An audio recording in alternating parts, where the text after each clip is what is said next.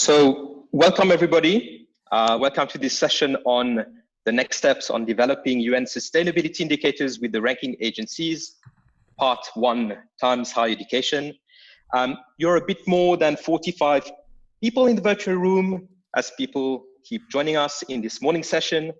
So there will be a morning session, an afternoon session. The two sessions will be identical. It's just to accommodate the different time zones. And there will be part 2 next Wednesday with QS on the same topic of sustainability indicators. My name is Alexander. I work at the Swiss Institute of Technology in Lausanne, EPFL, and I will be one of your 2 moderators today with Christina. Christina, would you like to say a few words? Yes, thank you so much. My name is Christina von Oelreich, and I'm working as Sustainability Manager at K2H. And I'm really looking forward to have this meeting today and that we will have really interesting discussion about the impact ranking. So welcome, I would like to welcome you all. So this event is a follow-up event on a survey that we ran at the beginning of the year. We presented the result at the end of June, and a lot of questions were raised during that event. And today we will have the pleasure of welcoming Duncan Ross from Times Higher Education in a minute.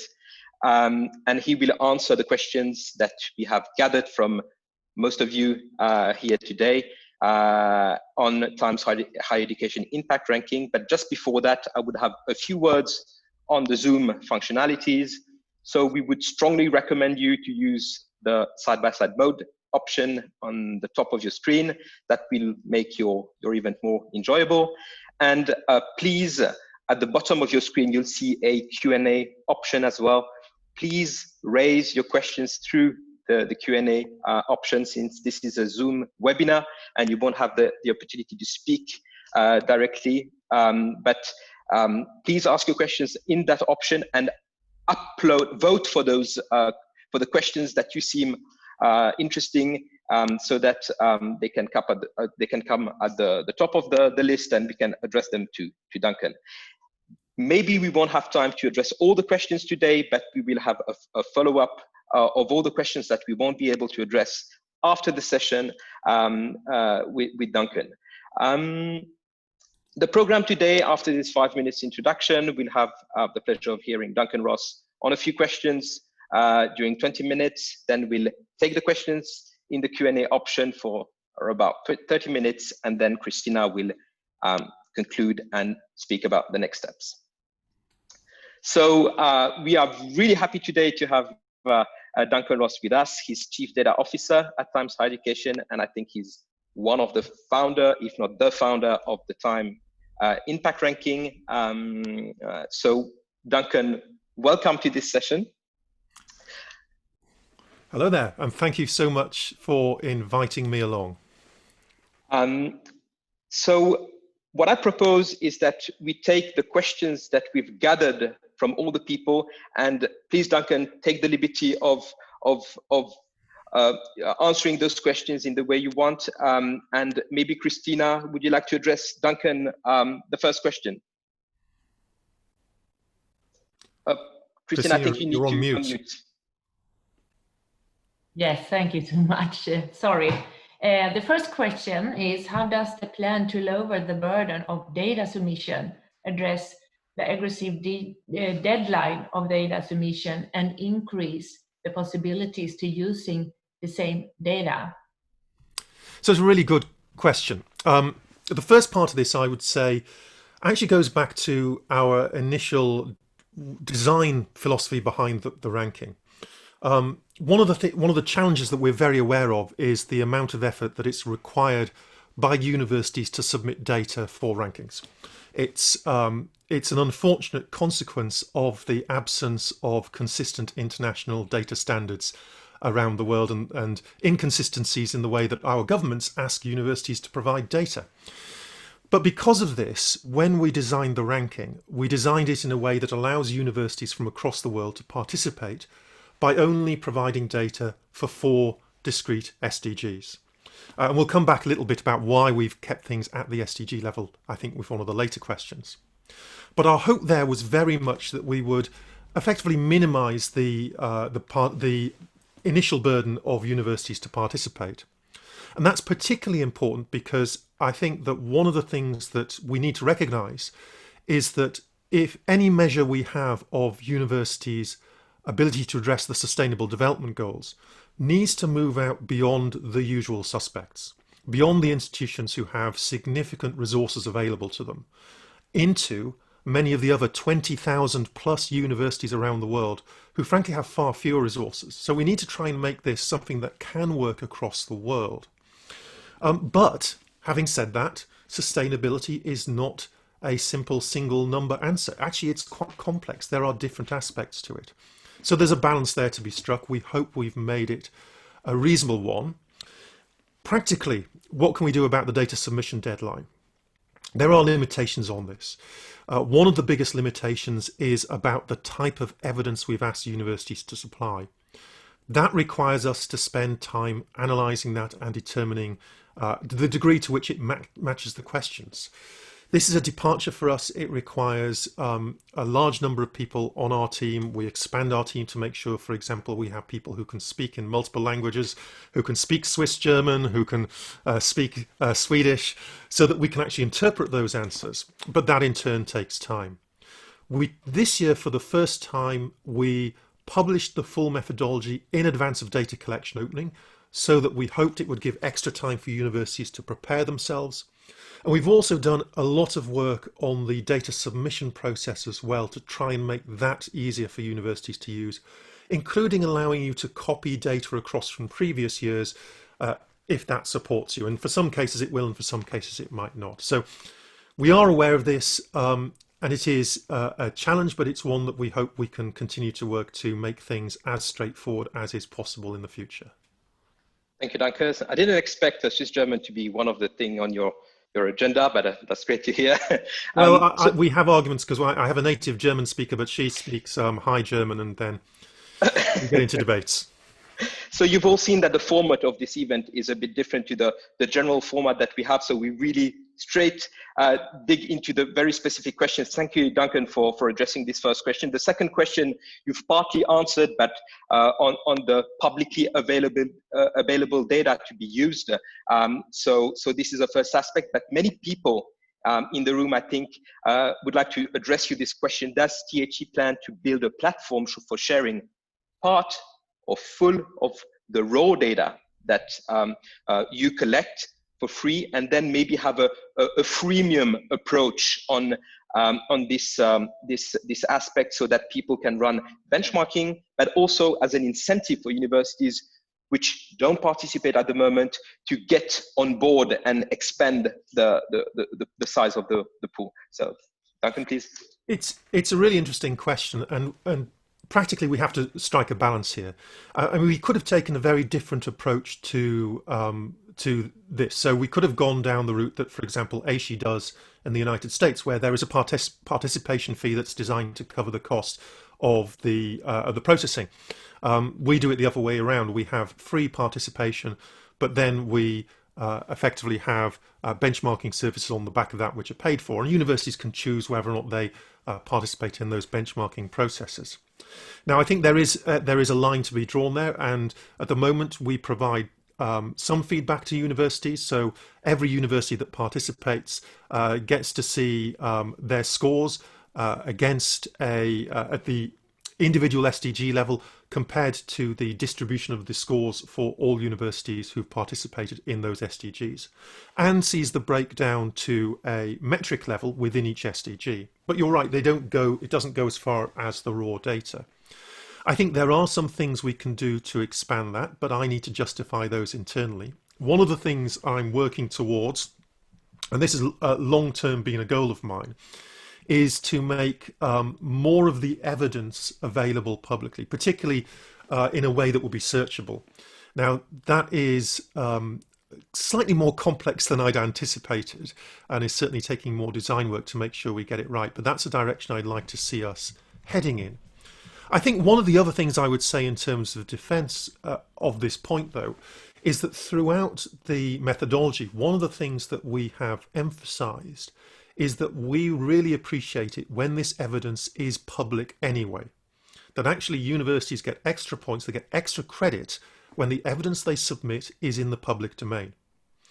Now that means that actually, hopefully, increasingly universities are being encouraged to put the work they're doing around sustainability front and center in terms of what the university is doing. And particularly when we look at SDG 17, which is, after all, Partnership for the Goals, one of the things we are explicitly asking there is, how do you track the performance of your university against each individual SDG? And that doesn't have to be within our ranking. In fact, it shouldn't be within our ranking. It's what are your own metrics, what are your own set of guidelines about how your university is performing? And again, there's the emphasis there on that being publicly available information.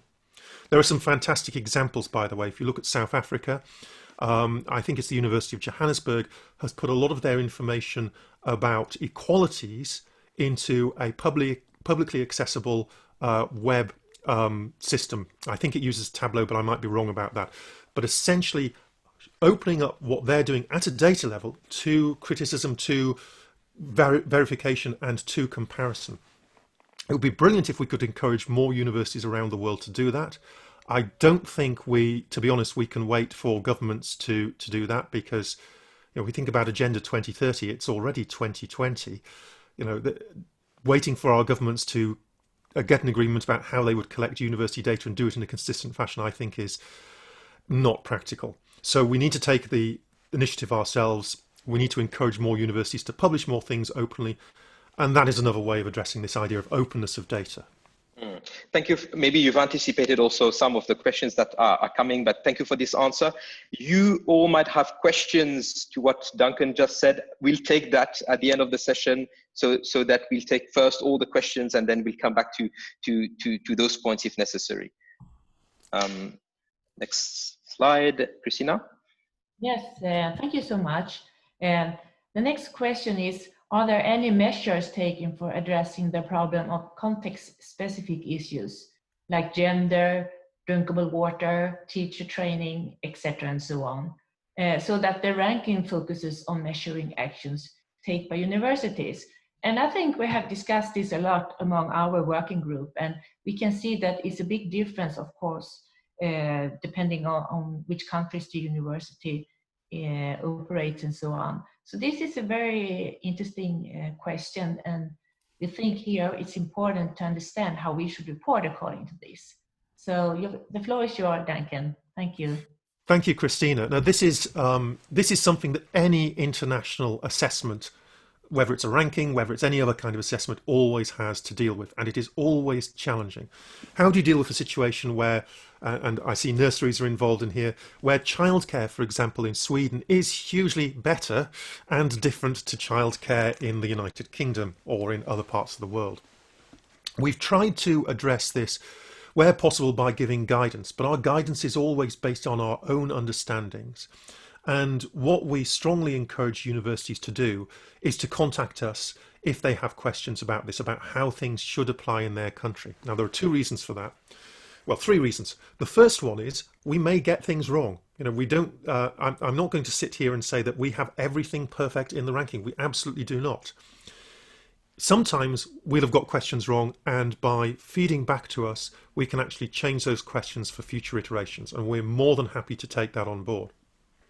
Sometimes it's about giving us insight into the relevant local context, which enables us to rephrase that question to make it more evident how information should be provided, or to put that into the frequently asked questions. And that's another way that it's really useful.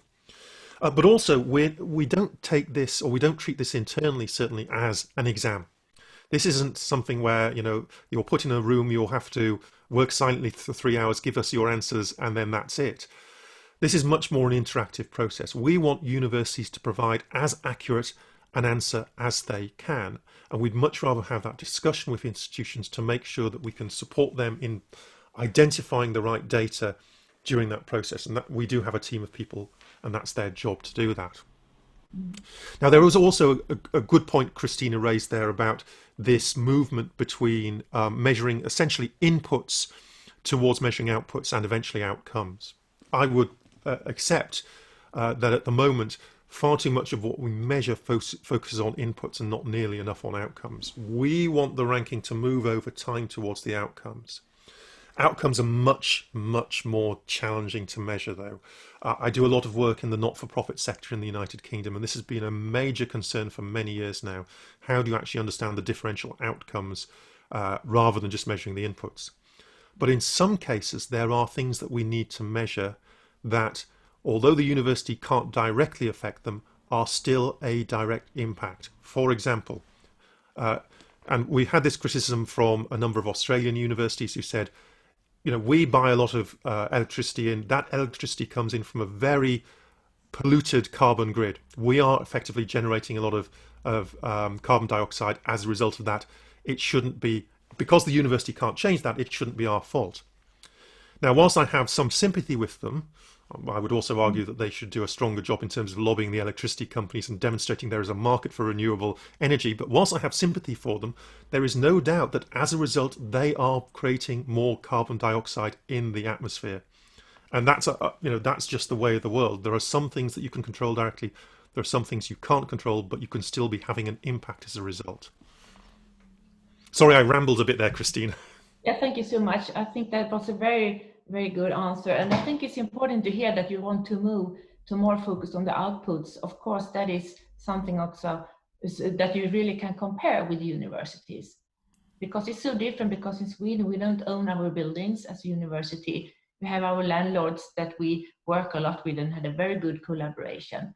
So thank you so much for that answer, and also that you highlight what we can improve in the future. And maybe we'll come to the relationship between outcome and input that we might call efficiency, directly the measures taken by universities and how impactful those measures are. Thank you also for raising the question, the example of Australia. I think we have one of our friends from university from Australia. I hope they are listening to us, because they raised this particular question. All those questions come from both the working group from ISCN, but also from CESA, the University of the Network of Universities of Science and Technology in Europe. And the next question comes from CESA. I think it relates pretty much to the last question, but from a different angle. Maybe perhaps some universities have found difficult to deliver data for some of the metrics due to the national frameworks. And this goes back to the example of Australia, particularly, and the rules. So how should THE take this into account, since THE ranks universities and not national systems in a way? True. I think that's a fair point. So there's part of this answer which is back to the impact. You are still having an impact even if you're constrained within the national system. But there's also a slightly more detailed answer which we've often seen, and I think this question is hinting at it, which is around situations where universities will say, and I'll choose a good example. Universities will say, we don't have a policy on gender pay equity because it's the law in our country that women have to be paid the same amount as men. Okay, and that's often given as an example of, well, how would we demonstrate what we're doing? Now, I think that there are a couple of obvious things to say here. The first one is that just because a country has a law doesn't mean that that law has been effective. We all hopefully live in nations of laws. The good example of this, and I'm sorry if for those of you who've been on my webinars before, you'll know I use this example a lot. In the United Kingdom, Barbara Castle in 1973 passed the Equal Pay Act. And that said that women had to be paid the same amount as men. It probably won't come as a surprise to you that that still isn't the case in the United Kingdom. And when we were forced by our government to measure gender pay equity 2 years ago, I think it is now, very few companies could demonstrate that women were paid the same amount as men. So even when we have laws, the question to my mind is, how is the university actually implementing them? And sometimes we get hung up on the word policy. I'm not necessarily worried about whether you call something as a policy. What I want to see is, what are the processes in place to ensure that you are actually following those legal frameworks? Because in most cases, the law will not specify to your university exactly how you should do that. It will tell you you need to do that. It will expect you to do that. It will possibly put in some penalties if you don't do that. What it won't tell you is exactly how you should implement it and how you should set things up to ensure that women can complain if they think they're being underpaid, and how you can make sure that they're not penalised for that kind of action. So I think there are steps that universities can take to demonstrate how they are working within a national framework to ensure that they're delivering on the SDGs. Thank you, Duncan. So we've started with questions on resources. We've just finished the questions on context, and now we'll dig into methodology, if you will. Christina, would you like to take the next question? Yes, thank you so much, Alexander. The next question is about can TUI run to a 5-minute presentation of the future changes they plan to implement in their methodology. They want to know if you can in some way summarize just what you are improving right now concerning your methodology. I think you do a lot, so you can highlight something that you think is very important for us. So the biggest thing actually is that is not directly to do with the methodology, oddly. It's about how we make decisions about what changes are going to go in the methodology. And one of the things that I want to do, and I'm in the process of doing it, is to set up an independent advisory committee who will be able to essentially oversee this. And it's important to us that when we set up that body, that they're free to look at anything they want to. So, I don't want to now constrain them and say they can only look at X, Y, and Z. We will still obviously be responsible at the end of the day. So they may say you should do this. We can take a decision that's different from that. But if we do, I would expect them to raise that and make that public. But the goal here is really to let people who aren't us actually have a clear say about what we need to change going forwards. Now, there are small scale changes. We will always be looking to try and improve the wording, make things clearer, make them more consistent internationally. There will also hopefully be situations where we retire specific metrics once everyone is doing them. And policies are a great example of this. Policies are what I would say is an input measure. Okay, and again, going back to the example of gender pay equity, you have a policy on gender pay equity. That gives me confidence that your university is taking it seriously. When we get to a stage where most universities are saying, yes, we've got that policy, then I want to be able to move to asking more challenging questions about that, such as, for example, what is your gender pay equity gap? What's the gap between what women are paid and what men are paid? And that would be a way I would see things progressing. We may also make changes where we see difficulty in the data that returns. So one of the advantages of seeing all the data is we can analyze when we see data that looks inconsistent across universities and use this as another way of informing changes. This year, there were a couple of instances of that where we're asking questions in a slightly different way to try and reflect that. But yes, we can inevitably run presentations if there is demand for them. We're more than happy, for example, to come back to a future ISCN roundtable and tackle specific issues. Thank you, Duncan. I think one question, the following question is something that really, out of all the questions, came really from many people. I think out of the 52 people sitting in the virtual room, 52 would have the same question, which is on the policy-based evidence.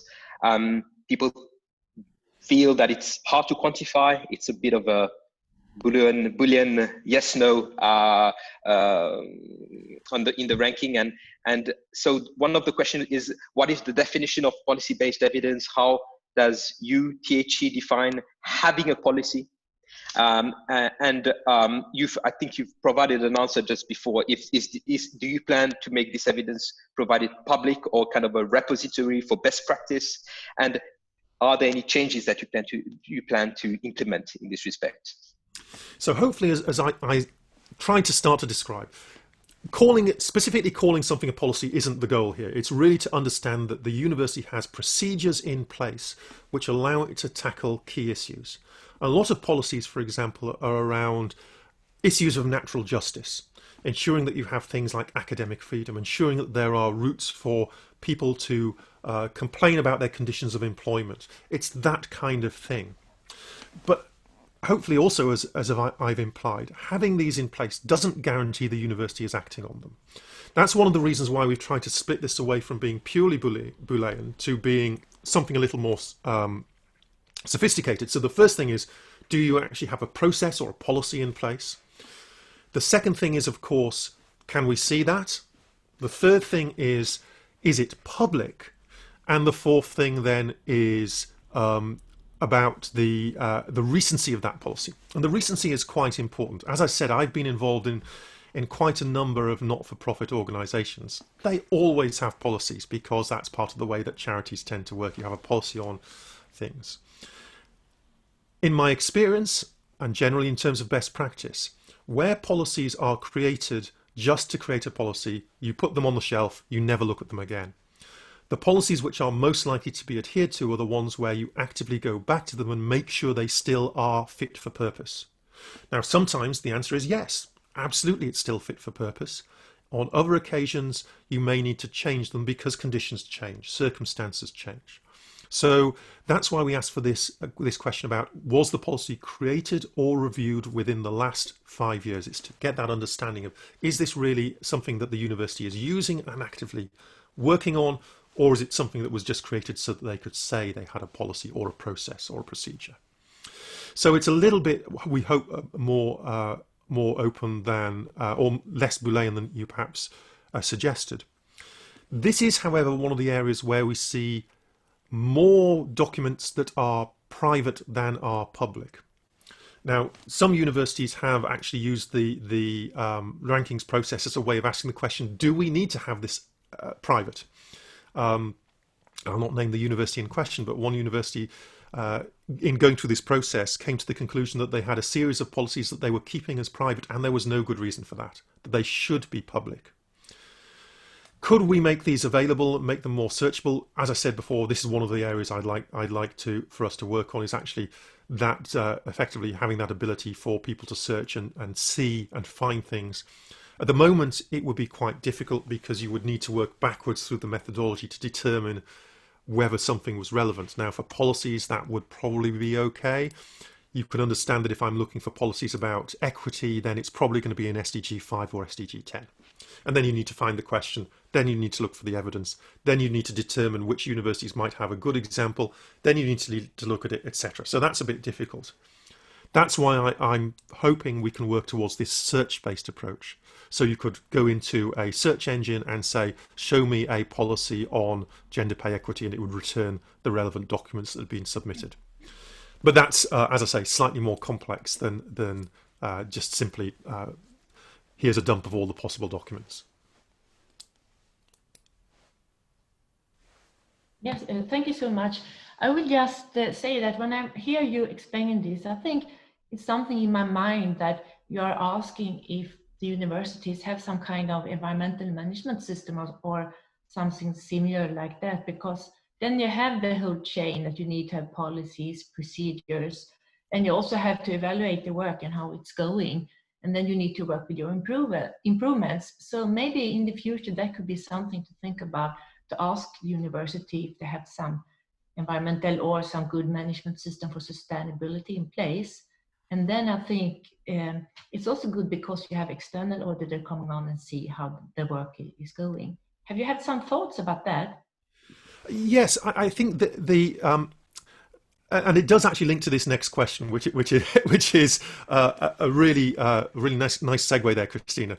So we have, but the difficulty here is we are trying to build something that works not just in the relatively affluent global north, but actually works across the world. And one of the things that has opened my eyes about universities is the difference between the relatively well-funded, the relatively well-instrumented universities we see in, for example, Western Europe, and what we can see elsewhere. And to give you an example, and this is not a university in sub-Saharan Africa or anywhere where there is a real shortage of resources. When I went to a university in Kazakhstan, their entire data team was effectively a few hours a week of a physics professor. And it's not unusual to see that in different parts of the world. We have very different setups, we have very different access to information within universities, and very different capabilities within universities. Yet somehow we need to find a way of encouraging all universities to be able to move down the road of sustainability. So I think you're right. And I think in the sense that when a university has that kind of infrastructure, it is a brilliant framework for supplying data and for demonstrating what the university is doing. But we can't make that the only way that universities are able to demonstrate that. Which links in, as I said, you can read the question out if you like, but this idea of why are we still focusing on the 17 SDGs individually rather than grouping them in some way? And the grouping that's suggested here is the one that SDSN put together. It's an interesting philosophical question, and it is something we did explore. I think partly it's because, if you remember the movement from the Millennial Development Goals out into the Sustainable Development Goals, part of the debate there was about expanding the nature of the debate to include significant aspects of equity, to broaden out the reach of what was meant by sustainability. And the view of SDSN, I think, is useful in some ways, but is also not useful in other ways. Some of the work I've been doing with the Higher Education Sustainability Initiative, which has come out of the United Nations High-Level Policy Forum on Sustainability, takes a slightly different view. They think that actually the SDGs need to stand by themselves, and that the links between the different SDGs are much broader than simply being able to group them into subsets. And we've seen some evidence of this. Because in our methodology we allow universities to choose which SDGs they think are most relevant to them and only supply data for those ones, what we've seen is that the SDGs that universities themselves have chosen don't actually naturally fall into these groups. They tend to be more driven by geographical features. So, for example, universities in Europe tend to focus much more on SDG 8, decent work and economic growth, and SDG 16, peace, justice and strong institutions, far less on SDGs 1 and 2. Well, no surprise there, Europe is a relatively wealthy part of the world. If you look at East Asia, SDG 6 and SDG 9, so clean water and sanitation and industry, innovation and infrastructure, tend to be the focus, which are very different and in different groupings. So I think there's nothing wrong with these groupings. I think they provide interesting insight, but I'm also quite comfortable we chose not to go down that route at the moment. It wouldn't stop any advisory group we put together changing the direction on that, though. Thank you, Duncan. I see that some of you raised their hands for asking questions. Please write your questions in the Q&A box so that we can take it later, or at least forward it to Duncan after this session, please. Next question, a long one, but I think this is something, I'm going to read that because it's a bit long, but it's on bibliometrics. If you could run a short 5 minutes, this was the question, but a short presentation on the work done in collaboration with Elsevier for identifying the word for the research and the SDGs, because some people feel that this might be biased in some way. Some universities might have the means of having those identification words highlighted in another manner than other universities. And how do you guys plan to improve this aspect in the future? So I think the short answer is yes. I think this is a really interesting area to explore in more detail. It is an area that we are looking at, and it's not an area where there are simple answers. So I think 5 minutes is optimistic. I think we could certainly look to running a 30-minute in-depth discussion of some of the issues around this, and also about some of the future directions. One of the things that Elsevier, for example, is very keen on is moving more towards a machine learning or AI-based approach of identifying papers. Whilst that might improve the precision, it would certainly decrease the explicability, and I think there's an interesting balance to be had there. But yeah, absolutely take this on board. I'm going to be more than happy to do this. I think we'll probably do this towards the end of this year or possibly early next year as that data set becomes clearer. Thank you. If you have any documents or any presentation that you could share with us on this specific topic, I understand that this is a broad topic. Would you be happy to give us a link or anything that we can send to the audience if possible? Sure. So I think actually the best thing to do is for me to pass that across to Elsevier and get them to describe themselves the work they've been doing. They've been working in collaboration with the Aurora Network and with a number of other individual universities as well on this. But the goal certainly, I think, as well, is to ensure that this is actually a publicly available data set, that actually this is open, it's open science, people can argue with it, they can debate it, and hopefully they can improve it over time. Yeah, and I think Christina is going to come back to Elsevier in the next steps, maybe. Thank you, Duncan. Last question, and then we'll go to your question, the audience. Christina, please unmute yourself. Thank you so much. Yes, this was not such a long question. I hope this will be easier. Does you have any thoughts of normalization of scores by size? At the moment, we understand that you used a different score approach for 2019 impact ranking, but did not normalize by institutional size or equivalent. So we actually do normalize many metrics by size. So for example, we look at the amount of energy used per square meter. So we are for building space. So we are actually trying to take into account appropriate normalization factors to account for size. What we don't want to do is say a large institution should inevitably have an advantage over a small institution, or indeed the other way around. We do use a Z scoring approach for the traditional quantitative measures. That's fairly standard approach. Similarly for the bibliometric measures. For the evidence-based measures, we don't. We use a simple linear scoring approach because it's clearer there what a 0 means and what a full score means. That is much more evident. But we do try and build out metrics to try and take account of these things. Again, we won't always have got this right, and we do appreciate detailed feedback. Thank you very much. So these were like the questions that we've sent to you and prepared all together. Now we're going to go to the Q&A questions, and maybe the first question that comes on top is, would it be possible to start the data collection period earlier, even if it's not possible to move the deadline? Some universities feel that the period for collecting the data is really short, especially if it's a first participation. No, I think that's a really good point, and I will certainly talk to our team in terms of the people who develop the data submission software. So at the end of the day, this comes down to software development priorities and how I can ensure that we have enough people working on things early enough to allow us to open the portal, the data collection portal, earlier. I mean, a question I would ask back, and don't necessarily expect an answer now, but it'd be nice if or useful if universities would think about it. We are considering building out an API-based data submission option as well. Now, one of my big questions is that the kind of thing that would be of interest to universities or not? And would it actually be useful, or would it be an unnecessary burden? So any feedback on that approach would also be appreciated. We'll definitely ask this question to our group. Thank you, Duncan. Maybe the next question, Christina? Yes, the question is, why the name impact ranking and why not a direct reference to sustainability? It's a great question. I mean, I think we partly get into the whole difficulty of the first name that people apply to things sticks. You know, when you're creating a project, and I'm sure you see this in your universities as well, you start with a name and then that name ends up getting used, and it becomes very hard internally to change it after that point.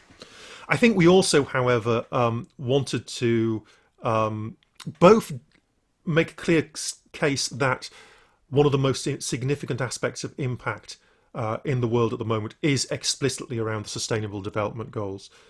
They are broad enough to cover a wide range of the aspects of impact that we would expect to see otherwise. And so I'm moderately happy with that. We also had, you know, it was quite clear to me that actually we also had to respect quite carefully the boundaries of use of the words around the United Nations Sustainable Development Goals. It would not have been appropriate for us to call this, for example, the Times Higher Education United Nations Sustainable Development Goal ranking. I think that would have been inappropriate. It would have claimed a position which the rankings simply do not deserve. The UN SDGs are the SDGs. The work you do towards the SDGs is vitally important. This is very much a third or fourth tier thing compared to that. Thank you. I'm going to address you one question that we received a few hours before the start of this meeting as well, and I'm going to read this one. Quote, I also wonder if THE has looked into whether some of the indicators are correlated. One example, with SDG 13, I suspect, so the people who asked the question, scores for the low emission energy indicator correlate with the score for the indicator around commitment to carbon neutrality. And in that way, the score for carbon neutrality depends partly on a time frame, a university committing to a target of to 2030 might score higher than the one that has the same commitment, but for 2050. And the person asked, I feel a uni that already has a high score for low emission energy would naturally commit to carbon neutrality earlier. And it's an easier target for them in a way. In a nutshell, the combined score for these two indicators make up 50% of the total of the SDG 13. So that might be significant in terms of correlation. Have you run any analysis, not specifically maybe on this SDG, but on the correlation that we might ask 2 times the same question? Well, as someone who works in data science, I'm always interested in correlation, although I should emphasize that correlation does not equal causation, because I have to get that out of the way. It's in my contract. So yes, I mean, we are interested in situations like that. I don't think the picture is quite as straightforward as the person suggests. There are good reasons why you might actually have a low energy usage, but still have a long way to go in terms of your target for carbon neutrality, and vice versa. You may have a very aggressive target, but be a long way away from it right now. But generally speaking, this is the kind of thing we're interested in. Correlation alone wouldn't necessarily stop me from using 2 measures, but it might make me think twice about it. So again, this is the kind of thing we would expect that the advisory committee would be interested in looking at. And certainly we are as well. Now, on the specific question about carbon neutrality, you'll have seen that this year we've asked the question in a slightly different way, and we're being more precise about the scopes of carbon neutrality. This is the first time that really we've seen a survey work on such a large scale to try and find out what university targets are, to be honest. Even if we only have the same number of universities as participated last year, that still gives us 600 plus universities in SDG 13 around the world. So it does give us an interesting understanding of what universities themselves are planning to do. And of course, we've got to acknowledge that your carbon neutrality target is inevitably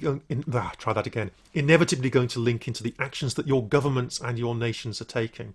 If your government is taking a very aggressive target, for example, phasing out of coal-fired power stations, bringing in more wind farms, etc., then it makes it likely your target will be much more immediate than if you're in a situation where that's not the case.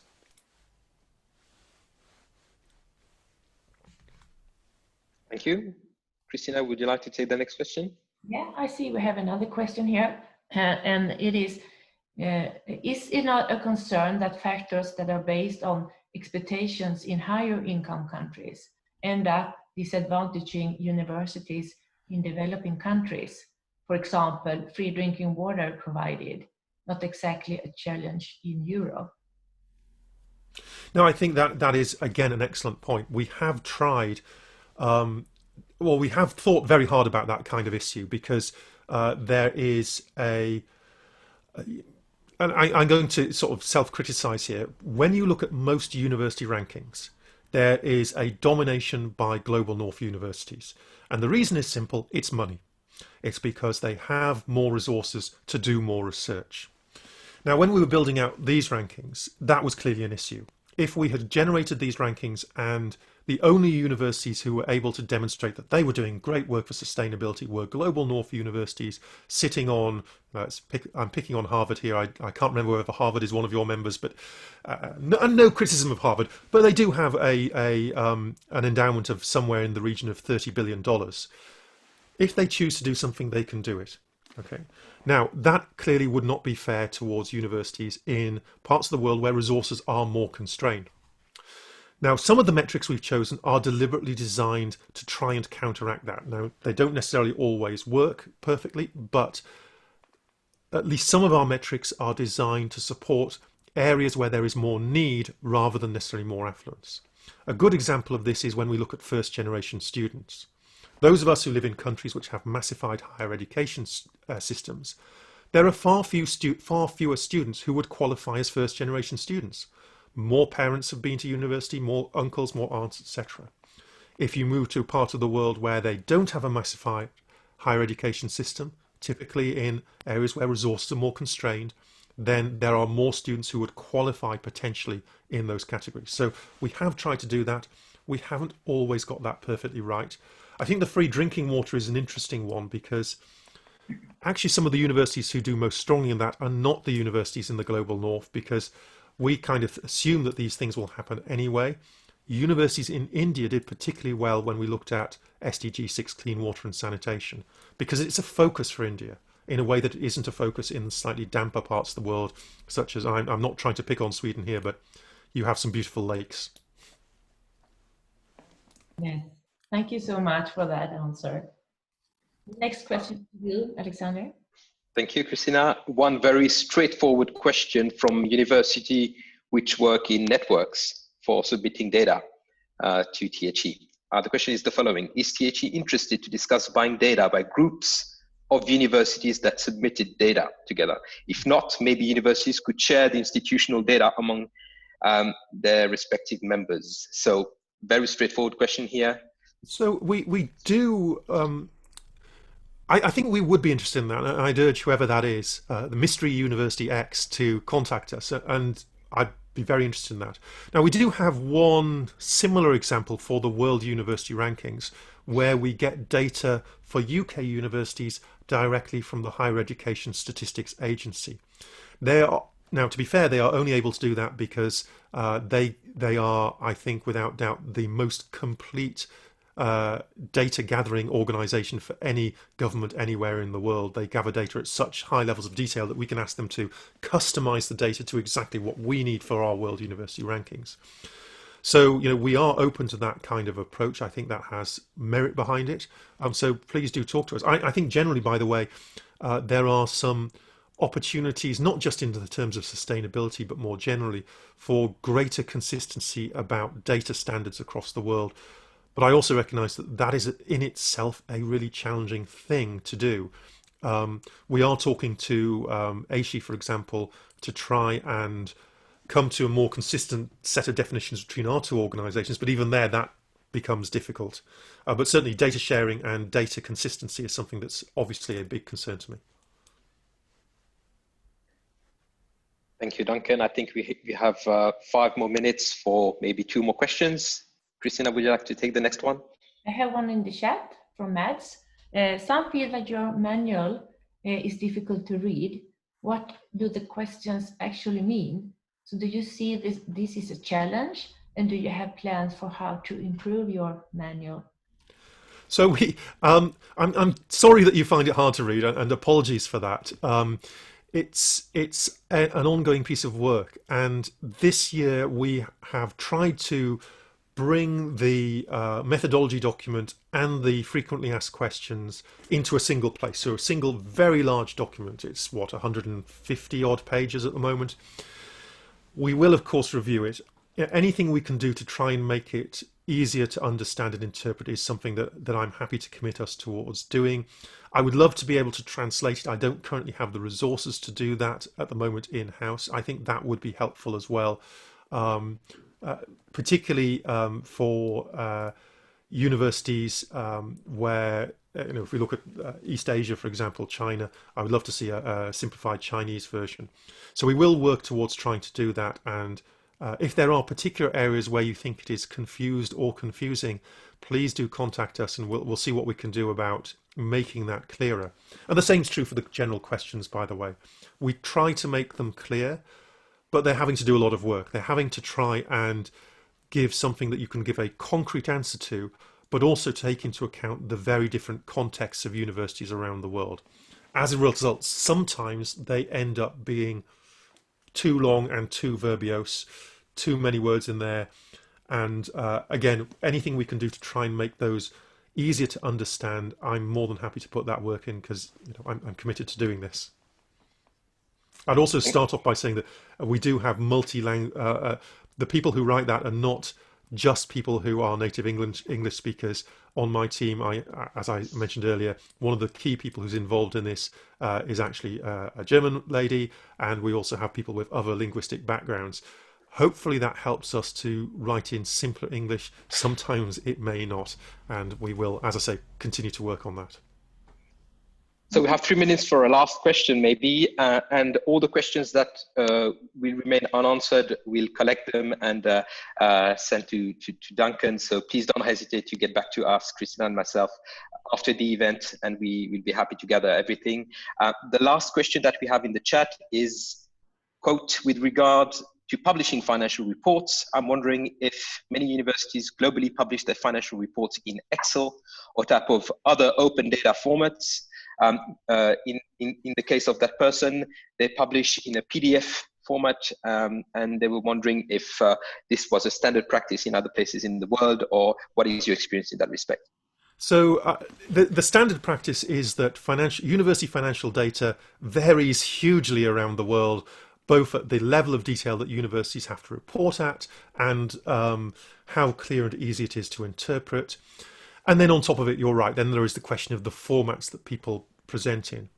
I've got to be honest, most universities do as you do. Where they provide public accounts, the accounts are effectively in a PDF format.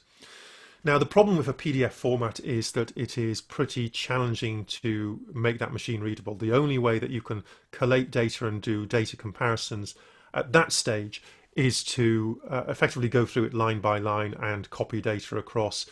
And we all know that as soon as Excel is involved in processes, errors can creep in and frequently do. I would much rather live in a world where this kind of data is accessible in consistently published, consistent from year to year open data formats. And by open data at this stage, I simply mean something that allows easy machine readable so that people can compare them. However, that's the theoretical world. The practical world is by and large, we aren't there. Most universities are not doing that. I think there is an interesting question here about, should we step back from our encouragement of universities to publish data in an open format and actually just accept that most data is not going to be published in that way? Or should we give extra credit to universities who have gone that extra mile? So again, the example around equalities data that we saw from the University of Johannesburg, I think is a brilliant example of openness on behalf of the university, because they are holding themselves accountable, not just to their local community, but actually much more broadly.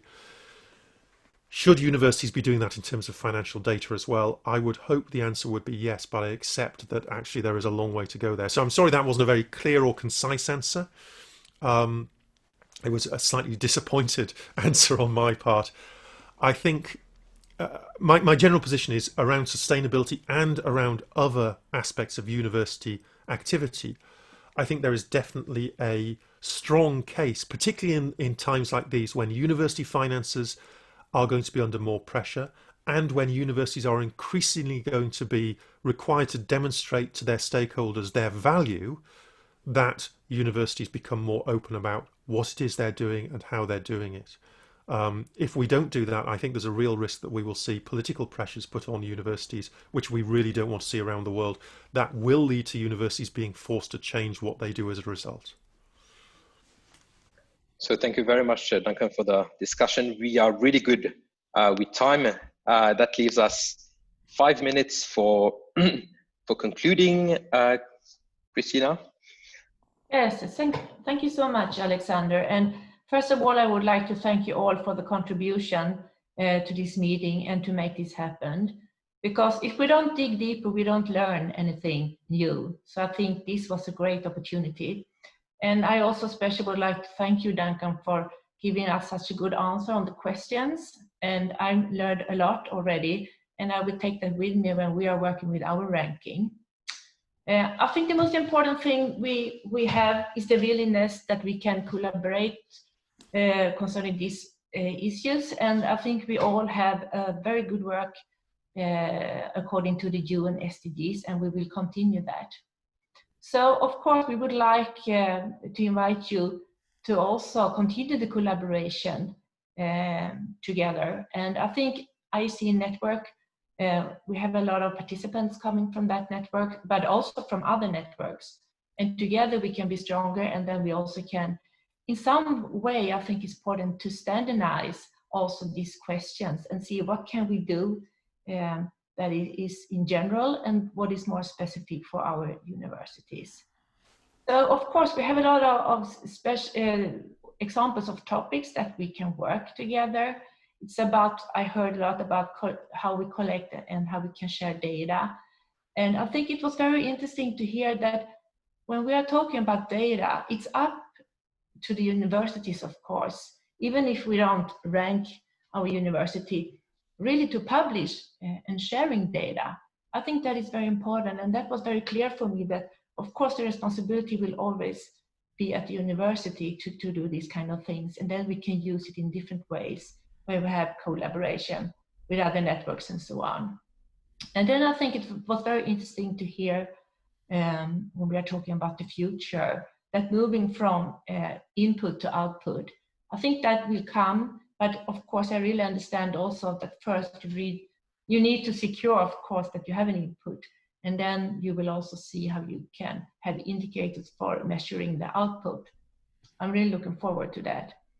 And then also, I think what you also described, Duncan, that you will have an advisory committee. I think that could be a step forward, how we should organize our collaboration and how we as universities really can influence the important work that you are doing.